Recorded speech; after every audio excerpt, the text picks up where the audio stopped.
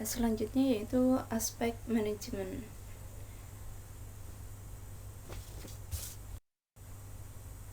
Manajemen digunakan dalam segala bentuk kegiatan, baik kegiatan profesi maupun non-profesi, baik organisasi pemerintah maupun swasta. Maka manajer dapat diklasifikasikan dalam dua cara, yaitu tingkatan dalam organisasi dan lingkup kegiatan yang dilakukan. Bila dilihat dari tingkatan dalam organisasi, manajemen dibagi menjadi 3 golongan yang berbeda. Sebagaimana kita lihat pada gambar tingkatan manajer dalam status organisasi. Kalau kita lihat di situ ada 3 tingkatan teratas yang masuk ke dalam kelompok manajemen. Kita bahas dulu untuk manajemen lini pertama. Manajemen lini atau manajemen tingkat pertama yaitu tingkatan yang paling rendah dalam suatu organisasi, di mana seseorang yang bertanggung jawab atas pekerjaan orang lain, misalnya adalah mandor atau pengawas produksi dalam suatu pabrik, pengawas teknik suatu bagian penelitian dan lain sebagainya. Kemudian tingkatan manajer yang berikutnya atau manajemen berikutnya di atas manajemen lini pertama adalah manajemen menengah atau middle manager, yaitu mencakup lebih dari satu tingkatan di dalam organisasi. Manajer menengah mengarahkan kegiatan manajer lain, juga mengarahkan kegiatan-kegiatan yang melaksanakan kebijakan organisasi. Contohnya adalah kepala bagian yang membawahi kepala seksi, kepala divisi, dan lain sebagainya. Tingkatan berikutnya adalah manajemen puncak atau top manager. Ini terdiri dari kelompok yang relatif kecil atau jumlahnya sangat sedikit yang bertanggung jawab atas manajemen keseluruhan dari organisasi.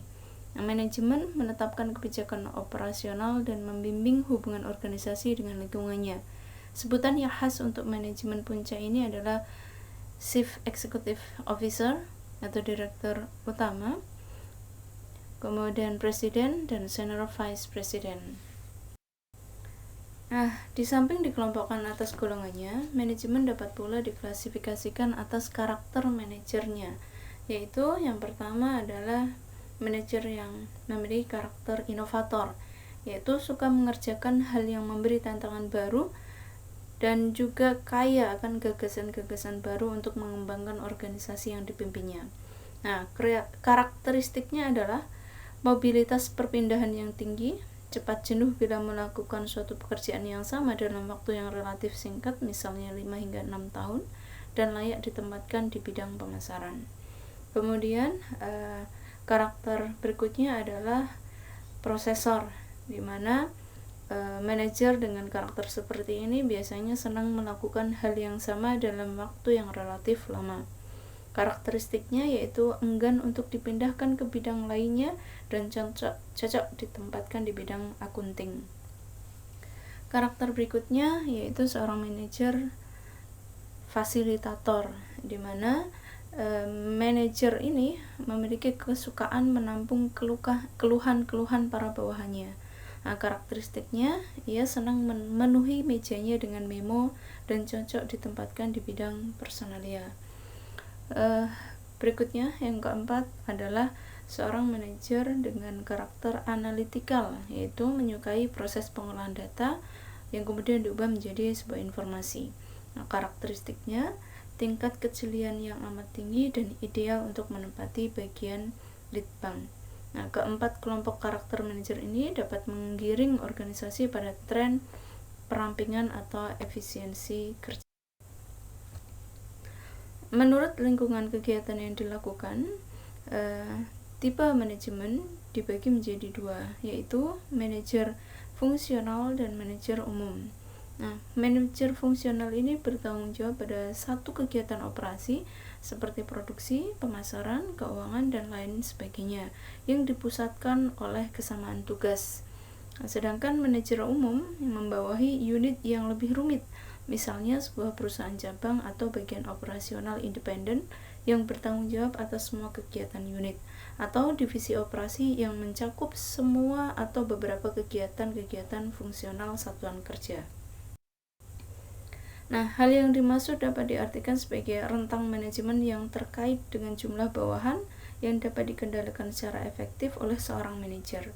Nah, pengertian rentang manajemen dapat bermacam-macam, yaitu span of control, span of authority, span of attention, atau span of supervision. Nah, dalam hal ini diperlukan penentuan rentang yang baik dan tepat. Pertama, rentang manajemen mempengaruhi penggunaan efisiensi dari manajer dan pelaksana kerja efektif dari bawahannya. Kedua, adanya hubungan antara rentang manajemen dengan struktur organisasi, di mana semakin sempit rentang manajemen struktur organisasi akan berbentuk tol atau semakin tinggi, sedangkan rentang manajemen yang melebar akan membentuk struktur organisasi flat, yang berarti tingkatan manajemen semakin sedikit. Nah, tingkatan manajemen tersebut dapat kita lihat pada gambar A, B, dan C. Untuk memilih suatu rentang manajemen, manajer harus mempertimbangkan hubungan manajer dengan bawahannya dalam dua kelompok, dua atau lebih, dan juga memperhatikan hubungan satu dengan lainnya secara langsung dengan bawahannya. Nah, sebagai ilustrasi,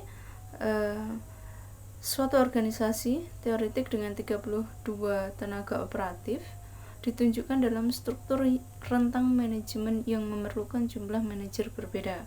Pada struktur A bisa kita lihat seorang manajer mengawasi secara langsung 32 bawahan dan menghasilkan rentang manajemen sangat melebar dan struktur organisasi datar atau flat. Sedangkan untuk struktur B menunjukkan rentang manajemen yang sempit dan lebih tinggi. Nah, struktur C dengan rentang manajemen 4 ada 11 manajemen dengan 3 tingkatan yang membuat rentang menjadi sempit dan struktur organisasi menjadi tinggi. Pada struktur A, tingkat hierarki tinggi yang cenderung mengurangi kecepatan waktu penyebaran informasi dari atas ke bawah. Lebih banyak tingkatan manajemen, maka lebih besar penyimpangan informasi yang dilakukan, sehingga memakan biaya besar. Nah, rentang manajemen yang melebar berarti ada penggunaan sumber daya yang efisien. Nah, pada struktur B, umumnya moral dan produktivitas karyawan akan meningkat dalam organisasi kecil. Nah, penggunaan rentang manajemen yang melebar berakibat manajer tidak dapat menjalankan fungsinya dengan efektif dan mencurahkan perhatiannya pada seluruh bawahan secara perorangan. Nah, koordinasi dan kerjasama berkembang dengan baik karena tiap individu mengelola fungsinya sendiri dengan bantuan minimum dari atasan.